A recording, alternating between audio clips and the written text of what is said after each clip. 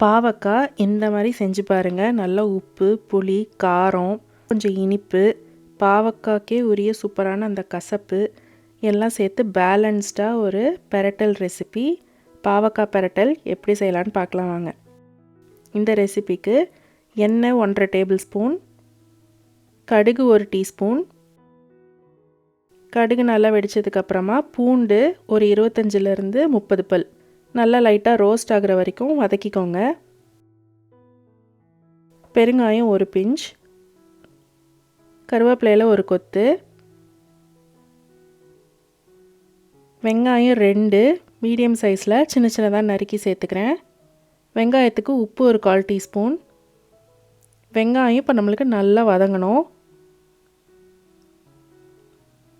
பாருங்கள், இந்த மாதிரி லைட்டாக பிங்க் ஆகிற வரைக்கும் நல்லா வதக்கி எடுத்துக்கோங்க.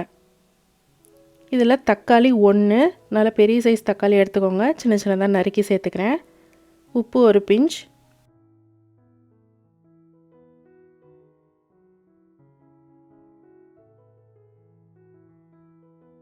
இப்போ நல்லா வதங்கினதுக்கப்புறமா தண்ணி 2 டேபிள் ஸ்பூன் விட்டு மஞ்சத்தூள் 1/4 டீஸ்பூன்,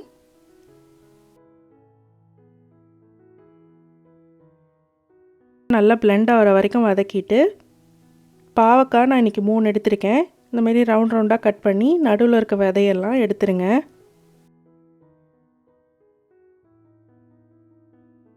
ஒரு 1 நிமிஷம் அப்படியே நல்லா கிளறி விடுங்க.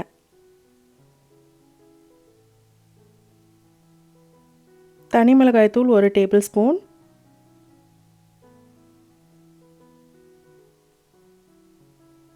உப்பு 1.5 டீஸ்பூன் இல்லைனா டேஸ்ட்க்கு ஏற்ற அளவுக்கு சேர்த்துக்கோங்க. இதை நல்லா கலந்து விட்டுட்டு தண்ணி ஒரு 1/4 கப் சேர்த்துக்கிறேன்.